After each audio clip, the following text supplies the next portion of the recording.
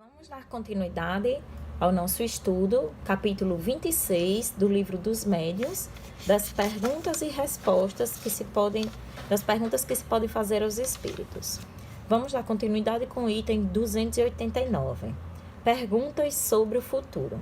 Nós já falamos um pouco aqui sobre o passado, né? E agora sobre o futuro. É o item 7º que fala: podem os espíritos dar-nos a conhecer o futuro? E eles respondem: se o homem conhecesse o futuro, descuidar-se-ia do presente. Vejamos, se o nosso futuro depende do nosso presente, do que nós fizermos hoje, então não são os espíritos que vão dizer para nós o que será o nosso futuro. É claro que há algumas coisas que realmente fazem parte da nossa programação, como expiação ou prova, que nós iremos passá-lo, mas muito depende de como nós agimos hoje, né? Ninguém vem com fatalismo, né? Então, determinismo. Então, vamos pensar dessa mesma forma com relação a essas questões que se fazem aos espíritos com relação ao futuro.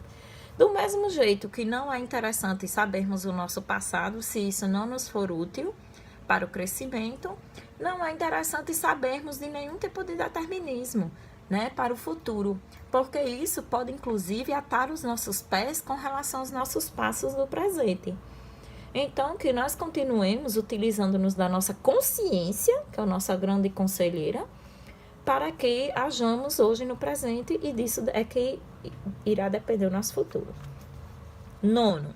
De que gênero são as previsões de que mais se deve desconfiar? Todas as que não tiverem um fim de utilidade geral. As predições pessoais podem quase sempre ser consideradas apócrifas.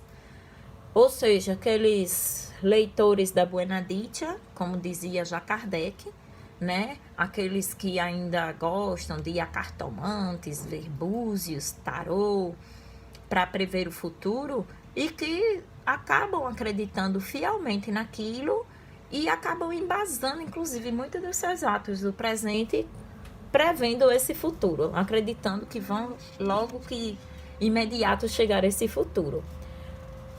Óbvio, como eu falei, alguns espíritos superiores sabem um pouco da nossa programação e de determinados obstáculos que nós deveremos passar, mas muito dificilmente eles nos anunciarão esse fato. O item 11, né, o 11º, ele diz assim: porque quando fazem pressentir um acontecimento, os espíritos sérios, de ordinário, não determinam a data. Será porque o não possam ou porque não queiram? Mais à frente da resposta, que ele diz que é por uma e outra coisa, né? Primeiro, porque não querem dizer realmente, não é necessário. Não devem também. É uma ética, né? Um código de ética que eles têm com relação a isso. Mas ainda responde assim: quanto a precisar-lhe a época, é frequente não o deverem fazer. Também sucede com frequência não o poderem, por não saberem eles próprios. Pode o espírito prever que um fato se dará, mas o momento exato pode depender de acontecimentos que ainda se não verificaram e que só Deus conhece. Por isso é que toda predição circunstanciada vos pode ser suspeita. Então, aqueles que dizem: olha, daqui a 1 ano você vai ter um filho, daqui a 2 anos vai acontecer tal coisa, daqui a 3 anos você vai encontrar uma pessoa assim, assado. Desconfie quando tem alguma predição muito circunstanciada. Ainda uma vez, a nossa missão consiste em fazer-vos progredir. Para isso, vos auxiliamos tanto quanto podemos. Jamais será enganado aquele que aos espíritos superiores pedir a sabedoria. A providência pôs limite às revelações que podem ser feitas ao homem. Os espíritos sérios guardam silêncio sobre tudo aquilo que lhes é defeso revelarem. Como eu falei, é um código de ética que eles têm. Na nota, eu falei apenas trechos, tá, gente?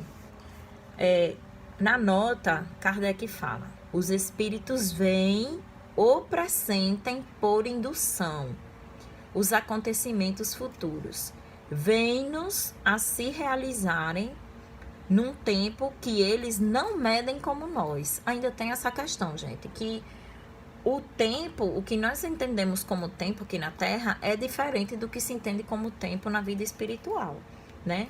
Então, para aquilo que para nós parecem anos, para eles podem parecer segundos, dias, né? Então, às vezes mesmo quando nós recebemos algum espírito que ainda participou da Primeira Guerra ou da Segunda Guerra, eles juram que ainda estão naquele momento, eles nem sequer identificaram que o tempo se passou. Então, a gente tem que ver que essa questão do tempo é muito relativa. Para que eles determinassem a época, seria mister que se identificassem com a nossa maneira de calcular a duração, o que nem sempre consideram necessário. Daí, não raro, uma causa de erros aparentes.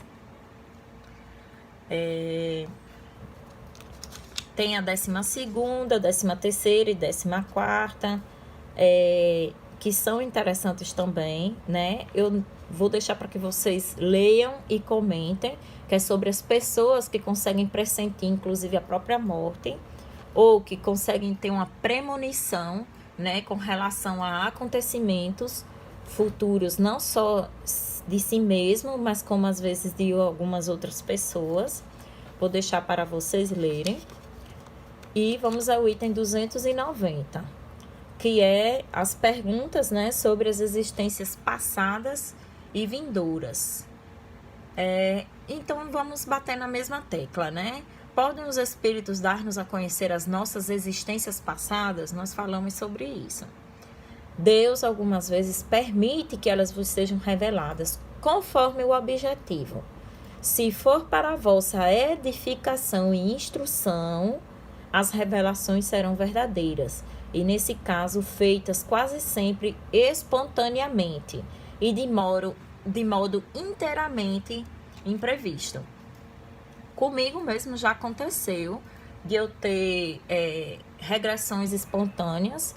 Uma foi durante o sono, outra foi numa reunião mediúnica em que eu estava fazendo uma psicografia, eu vendo como se fosse uma terceira pessoa, sendo que com o passar da escrita foi que eu fui percebendo que os personagens era eu mesma, era o meu pai, né, que também estava junto comigo, e que não era nada bom aquilo que eu estava vendo, e eu fiquei tão apavorada na hora que no mesmo momento eu parei de escrever.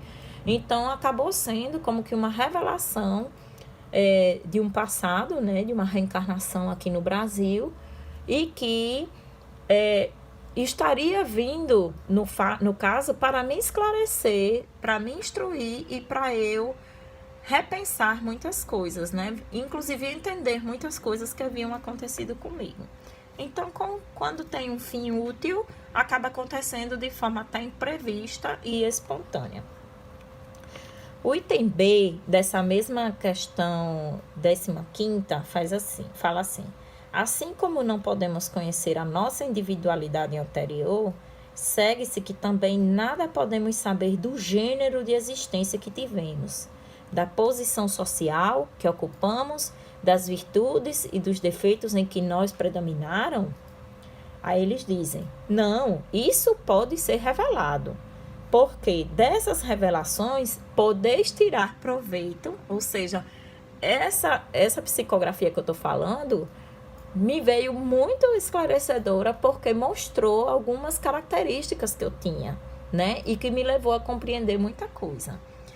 Podeis tirar proveito para vos melhorardes. Aliás, estudando o vosso presente, podeis vós mesmos deduzir o vosso passado.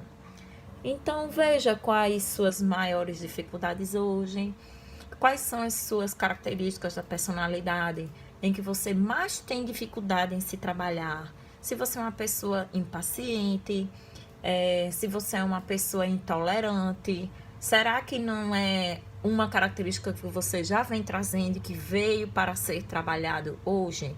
Em que você é colocado em situações hoje ao qual você é necessário realmente trabalhar esses seus defeitos. Se você os tem de forma muito patente hoje, é porque possivelmente você já vem trazendo de forma arquetípica, perdão, você já vem trazendo essa dificuldade, né? 16º, alguma coisa nos pode ser revelada sobre as nossas existências futuras? Nós já falamos sobre isso. Não, tudo que a tal respeito vos disserem alguns espíritos não passará de gracejo. E isso se compreende. A vossa existência futura não pode ser de antemão determinada, pois que será conforme a preparardes pelo vosso proceder na terra e pelas resoluções que tomardes quando fordes espíritos. Saber, porém, onde e como transcorrerá essa existência, repetímo-lo, é impossível, salvo o caso especial e raro dos espíritos que só estão na terra para desempenhar uma missão importante, porque então o caminho se lhes acha de certo modo traçado previamente. Aqueles que vêm em missão, eles sabem que vão passar por aquilo. Foi o caso de Jesus, né? Então, quando Jesus foi determinada a prisão dele para que ele fosse, para que ele finalmente fosse julgado, né, e condenado à crucificação, ele sabia que ia passar por tudo aquilo. Ele veio em missão à Terra, então antecipadamente ele sabia das dificuldades que iria enfrentar. Vamos ao nosso terceiro vídeo.